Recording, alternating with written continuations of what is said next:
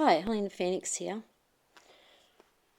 I was thinking about something that's very important that doesn't just relate to me, I think actually relates to everybody at this stage.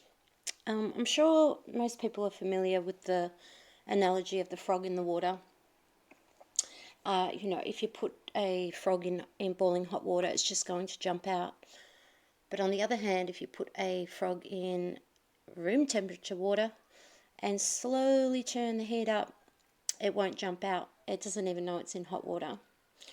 And I use that analogy to cross-reference to kind of what's happening to almost everybody at this stage with the use of the internet and our screens. A lot of studies show that overuse of the screen is causing anxiety and depression, neck problems, all sorts of problems. Anxiety, depression. Why is that? We live in a time where everything is so easily accessible. We are too spoiled. We have everything at our fingertips. We've been given everything, and it's ironic how that's actually what I consider to be a problem. Everyone's just got it too easy, and I don't think that humans are supposed to have it this easy. And at the same, it's ironic because at the same time, that's parallel with this profound increase in depression and anxiety. I really have concluded we're not supposed to just have sound bites of constant information. I don't think it's good for the brain. It's not good for us. And I have myself have look. I place a lot of importance into self-care, and going back to the frog in the water analogy, little things like, okay, they build up. So basically, it's bad habits. So let's just say the frog in the water is not realizing that the water's being turned up is like creating bad habits, and things like watching Netflix till 3 o'clock in the morning, or just flicking from video to video and sound bites and information that's being thrown at us constantly, and the news and fake news, and I mean it's off the show. I don't even have to point out the madness of it all, but it's actually all right. I'm going to explain something else. If you're in a shop, for instance, and you're just having a normal day, you're not in a great mood, you're not in a bad mood, just normal, you're just out and about, and someone in a shop, you go to buy something and they say something that is offensive, or someone next to you is really rude, it can just switch your mood. Someone could be really lovely or give you a compliment, again, can switch your mood. In other words, we're just so easily influenced by outside stimuli constantly. And I think I'm taking more of a stoic approach, like just more of a centered approach to life. So you can always stay in your emotional center. And what the internet does in this flood of constant information is people are off their center. And when when we are being when a thought's being provoked or an emotion's being provoked, it can affect you. And that's how it's almost like it's all in our heads, all of it. So how do we get around that? Well, surrounding ourselves with really positive stuff. So turning off the shit and focusing on yourself and developing really good habits.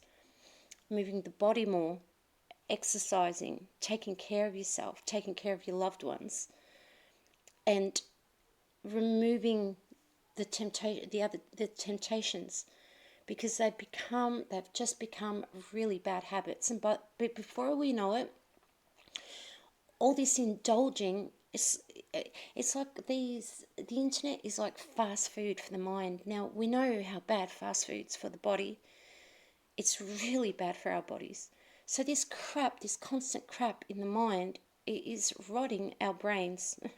And that's the way I see it. And it manifests in ways of the anxiety and the depression and the non-motivation. And I would just love to be able to inspire people to kind of just get up. It's really hard. It's like, I guess, any addiction, stopping the addiction and focusing on self-care is very hard for any addiction. And the screen situation, and this flood, there's no real word to describe the bombardment we're getting in every direction. And there is ways around it, and it really does come down to self-care and just really looking after ourselves. And that really is a show of self-love too, when you're and taking care of your home and keeping things clean, and just not indulging so much. It's not good for us. It really isn't. It's really wonderful that we live in a time with so much to be able to enjoy, lots of luxuries, but they're actually really bad for us. They really are. It would be like just eating sugar all day. That's what it is. It's just sugar being thrown at us for the mind, and it's really bad. And I understand how difficult it is to get up and make yourself priority and get rid of all the temptations, but it's a choice if we want a good, functional, healthy life, mentally, emotionally, and physically, which doesn't seem to be a priority for a lot of people. And I'm starting to think it's because it's such a deep addiction. It's really, really hard, because once you're there, you're kind of convinced that's it. You don't think you can change. You don't think that it's that convincing. You don't think you can change. That's how powerful the mind is. It's all in our heads. Another thing too is like with control. A really good tip is,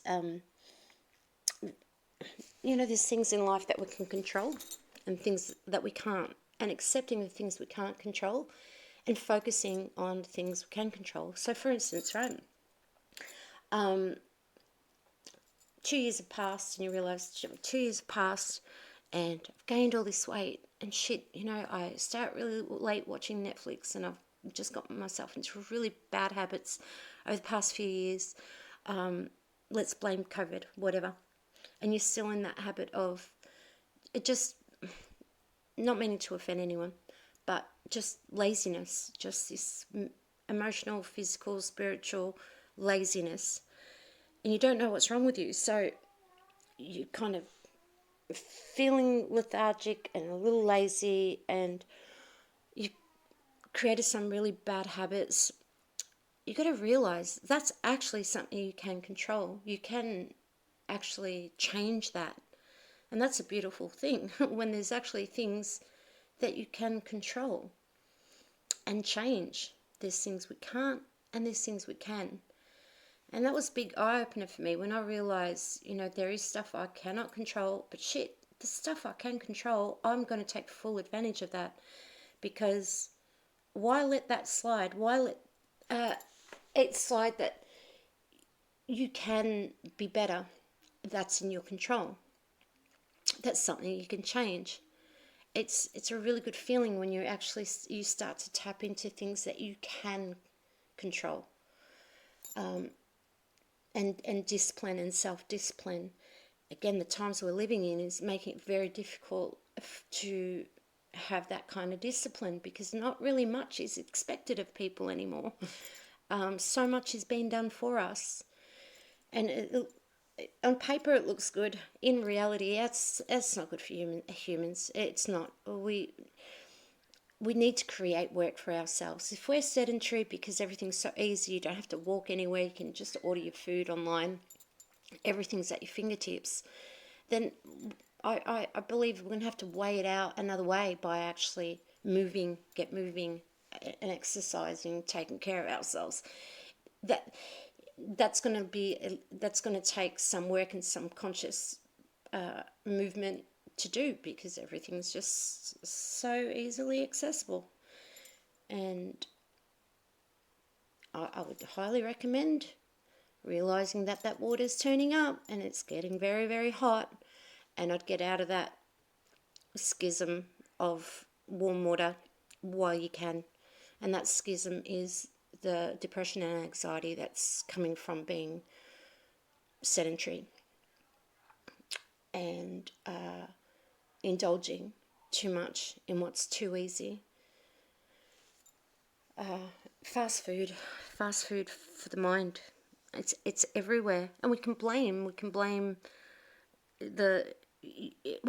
for even existing, right? We can blame that there's just fast food virtually on every corner, and the widespread cancer that the internet is.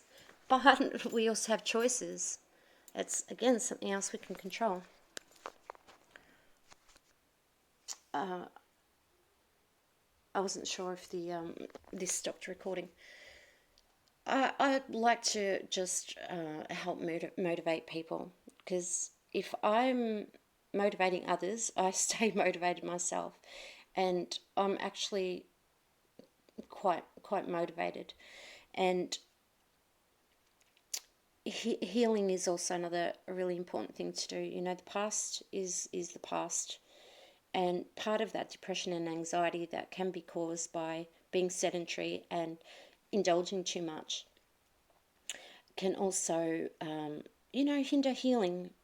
Healing is all about self-care and looking after yourself, because, as we know, you can't look after others if you're not looking after yourself, and you can't be yourself if you don't know who you are, which is also really, really important. Hey, I'm not trying to change the world. I really am not trying to change the world. But if someone's listening to this, just like when I hear something, that inspires me, like I might hear a video or something on YouTube, it's just like snap me out of my little spell or whatever, my little funk. Again, it's all in our heads. A little motivational speech can make you feel better. How is that even possible? That's how easily programmed and influenced we are. So the secret to that is you just surround yourself with positive people. You listen to positive stuff. You feed yourself good information, good food, good information. Because everything external is really just a reflection of what you're thinking. But when you're thinking it and you're seeing it, you think that's so real. But you shift your perspective, and that's real too. So I just wanted to share that. I might share some more insights and motivation and insights. I think we need a lot more of that now, more than ever. And motivation, come on, get up. That's what we need. Essentially, we need to be able to do that for ourselves. We need to be our own source of motivation and inspiration, and really dig and pull it out of ourselves. And sometimes all you need is a little catalyst or a little nudge, or a kick up the butt. So I will maybe give a little kick up the butt for anyone who needs to hear it. So stay inspired and stay motivated.